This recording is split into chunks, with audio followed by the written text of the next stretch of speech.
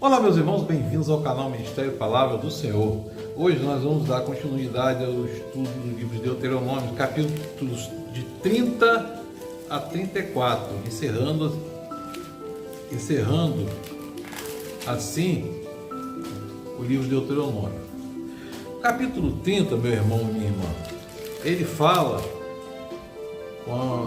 relativo ao capítulo 29, 28, quando fala lá da ira de Deus para aquele que desobedece, né? Mas no capítulo 30 ele fala da misericórdia para quem se arrepende.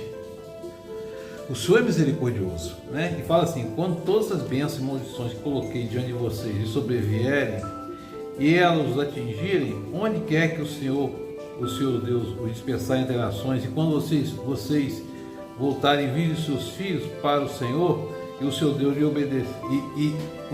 iria obedecer de todo o coração, de toda a alma, de acordo com tudo que hoje lhes ordena, então o seu Deus lhe dará restauração e compaixão entre vocês e reunirá novamente.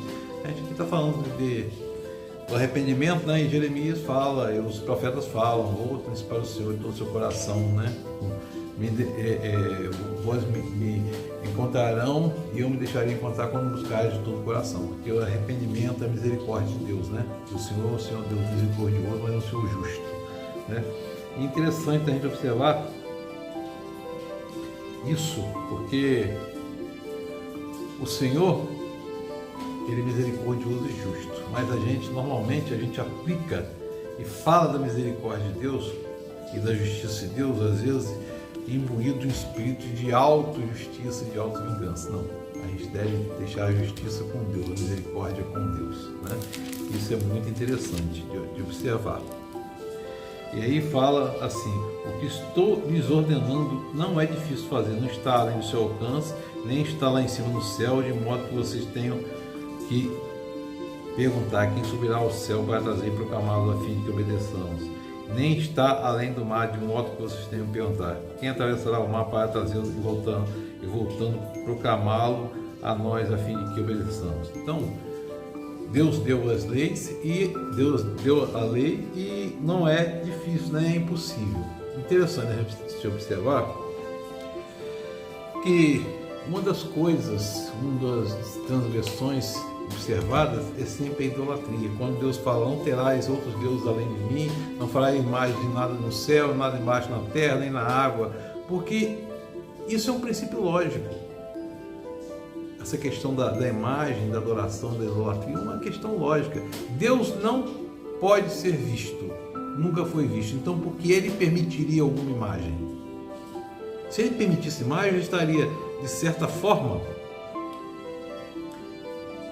fazendo algo que não seria lógico, que seria contraditório. Por isso que o Senhor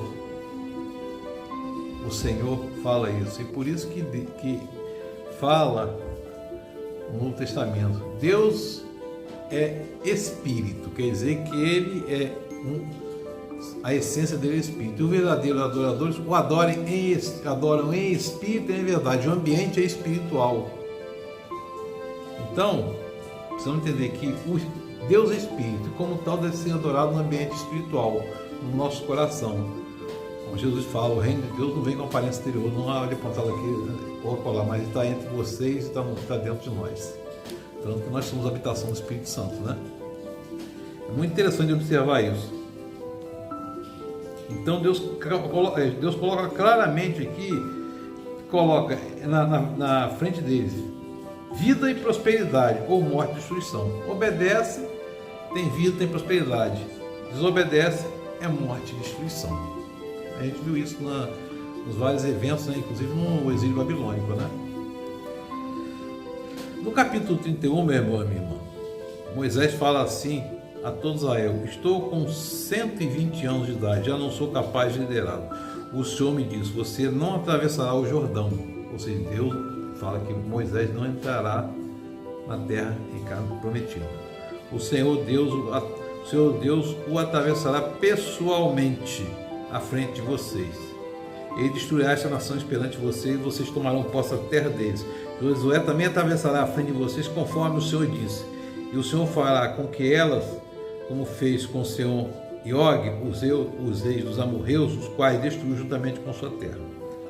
o Senhor as entregará a vocês. Vocês deverão fazer com ela tudo o que lhes ordenei. Sejam fortes e corajosos, não tenham medo nem fiquem apavorados por causa dela, pois o Senhor, seu Deus, vai com vocês, nunca os deixará nem nunca os abandonará.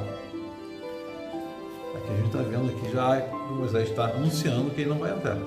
E continua. E aí Moisés convoca Josué e disse na presença de todo Israel: seja forte e corajoso, pois você irá com este povo para a terra que o Senhor jurou aos seus antepassados que lhes daria, e você repartirá entre eles como herança. O próprio Senhor irá à sua frente, estará com você. Ele nunca o deixará nem nunca o abandonará. Não tenha medo, não desanime. Então, meu irmão, assim como foi nessa época que foi hoje, o Senhor está na nossa frente. O Pai está conosco. Jesus falou: eu estou com você até o fim dos tempos. Ele nos deixou o Espírito Consolador. Não porque temos medo. Preocupação, que é a palavra pré, é um prefixo. Ocupação, você está se ocupando de uma coisa que nem aconteceu ainda, ou que vai acontecer ainda amanhã. Mas o Senhor está conosco. Precisamos entender isso. E aí Moisés escreveu essa lei e deu aos sacerdotes, filhos de Levi, que transportavam a arca da aliança do Senhor, e todos os líderes de Israel. A gente tem que levar que os filhos de Levi são os levitas, né? Eram os sacerdotes, os encarregados do cuidado do tabernáculo, né? E cuidariam do templo lá, né? Cuidado religioso, cuidado da adoração. Ao final de cada 7 anos, no ano do cancelamento das dívidas, durante as festas das cabanas, quando Israel vier apresentar-se ao Senhor, o seu Deus, no local que ele escolher, vocês lerão essa lei perante eles para que as escutem. Então, ao final de cada 7 anos, 7 que é um ciclo perfeito, né? 7 é sempre um número de perfeição, né? Se completa. Reúnam o povo, homens, mulheres, crianças e estrangeiros que morarem nas suas cidades, para que ouçam e aprendam a temer o Senhor Deus e sigam fielmente todas as palavras desta lei. E aqui, meu irmão, uma ressalva.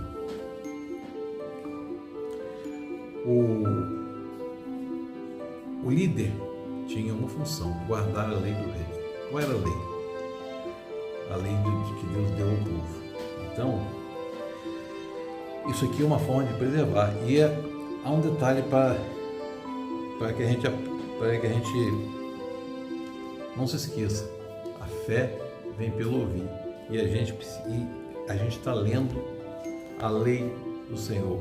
E como que você pode aprender o que Deus quer falar com você? Só na Bíblia. A gente tem que entender que é necessário estudar a Bíblia. A Bíblia é um texto que tem uma mensagem, um código escrito em outro tempo, outra língua, que tem uma mensagem. Por trás desse texto existe contexto. O próprio contexto está exposto na Bíblia, basta a gente estudar. Você não consegue ter intimidade com Deus sem ler a Bíblia, sem estudar a Bíblia.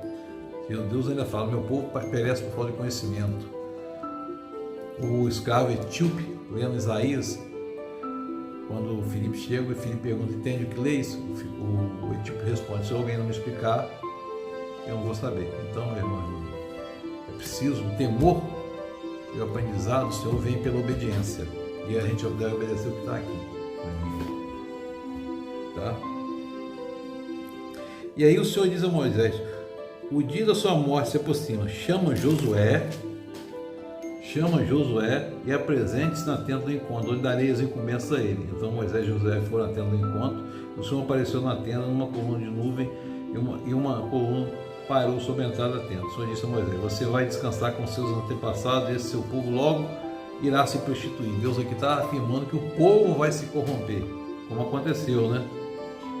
Vai se corromper. Eles esquecerão de mim, quebrarão a aliança que eu fiz com eles. Naquele dia ele se acenderá a ira contra eles, e eu me esquecerei deles. Esconderei o meu rosto deles, e eles serão destruídos. Muitas desgraças e sofrimentos os atingirão naqueles dias, né? Mas se a gente lê Juízes, né? Juízes é uma coisa terrível, né? É uma coisa horrível, né? A gente vê lá. Agora escrevam para vocês esta canção e ensinem os israelitas. Façam cantá-la para que sejam testemunha ao meu favor quanto a eles.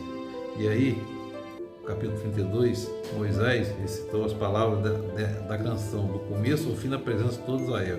Escutem, ó céus, eu falarei, ouça, ó terra, as palavras da minha boca, que meu ensino caia como chuva, minhas palavras desçam como orvalho, como a chuva branda sobre o pasto novo, como a garoa sobre as terras.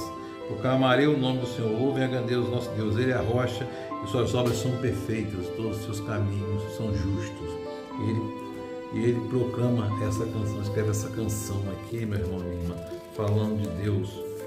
Inclusive, pois o povo preferido do Senhor é este povo, falando do povo de Israel, né?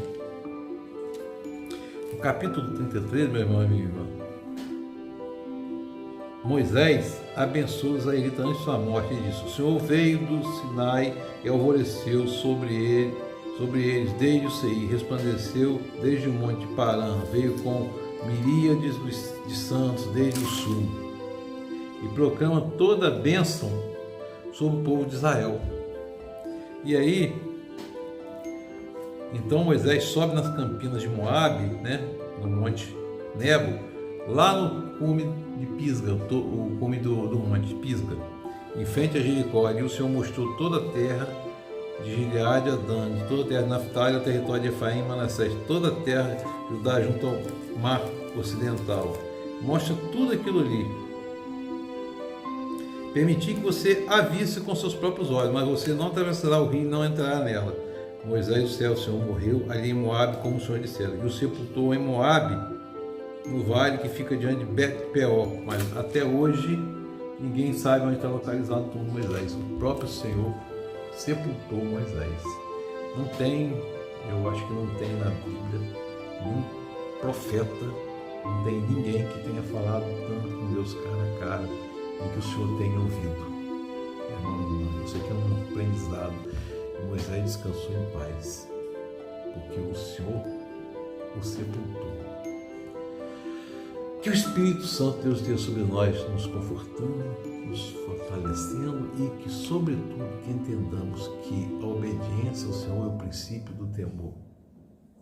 Deus nos abençoe. Amém.